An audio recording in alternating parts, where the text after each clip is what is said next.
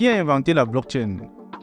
Le concept derrière la technologie blockchain a été décrit dès 1991 par les chercheurs Stuart Ebert et Scott Stornetter. Les deux ont introduit une solution de calcul pratique pour le redatage des documents numériques afin qu'ils ne puissent pas être mis à jour ou altérés.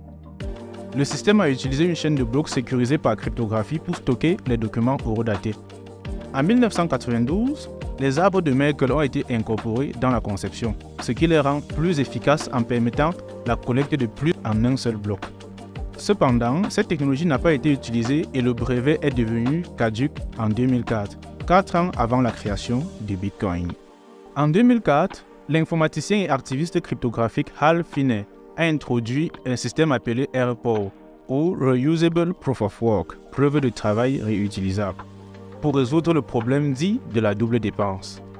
La double dépense est un problème potentiel dans un système de trésorerie numérique ou une crypto-monnaie où tout autre actif numérique peut être copié et utilisé plus d'une fois, comme des films ou de la musique piratée.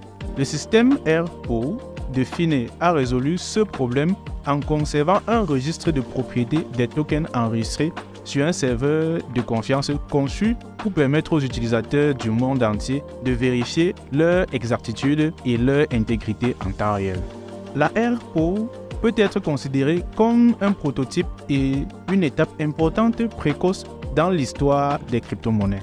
Ensuite, à la fin de l'année 2008, un livre blanc a introduit un système d'argent électronique pair à pair décentralisé appelé Bitcoin.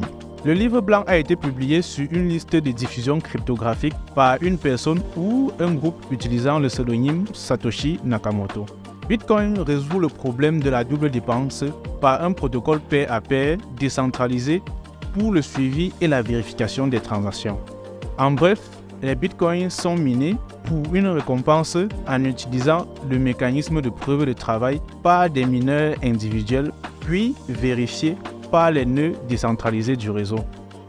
Le 3 janvier 2009, Bitcoin a vu le jour lorsque le premier bloc Bitcoin a été miné par Satoshi Nakamoto, qui a reçu une récompense de 50 Bitcoins. Le premier destinataire d'une transaction Bitcoin était Hal Finney. Il a reçu 10 Bitcoins de Satoshi Nakamoto dans la première transaction Bitcoin au monde le 12 janvier 2009.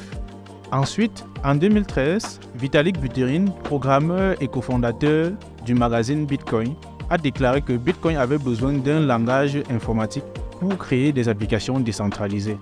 Il a commencé le développement d'une nouvelle plateforme informatique distribuée basée sur la blockchain appelée Ethereum, qui présentait une fonctionnalité de codage, les smart contracts.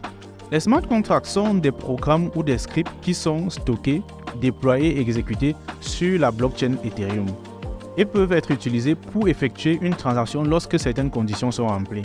Les développeurs peuvent également créer et publier des applications qui s'exécutent sur la blockchain Ethereum.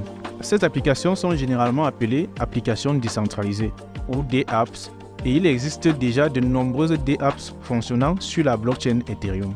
La blockchain Ethereum s'appuie sur l'architecture décentralisée et distribuée de Bitcoin.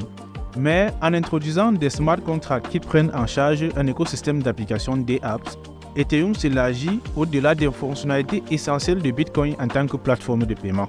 Ethereum a également donné lieu à d'autres innovations dont la finance décentralisée ou DeFi. Au-delà des blockchains Bitcoin et Ethereum, il y a d'autres innovations telles que des mécanismes de consensus alternatifs aux mécanismes de preuve de travail utilisés par les réseaux Bitcoin et Ethereum. Aujourd'hui, la technologie blockchain attire beaucoup l'attention du grand public et son application ne se limite plus aux crypto-monnaies. La blockchain est utilisée dans un large éventail d'applications et d'industries, notamment les soins de santé, la chaîne d'approvisionnement, les jeux, l'identité numérique, la gouvernance et l'énergie. Dans le prochain module, nous examinerons plus en détail le fonctionnement de la blockchain.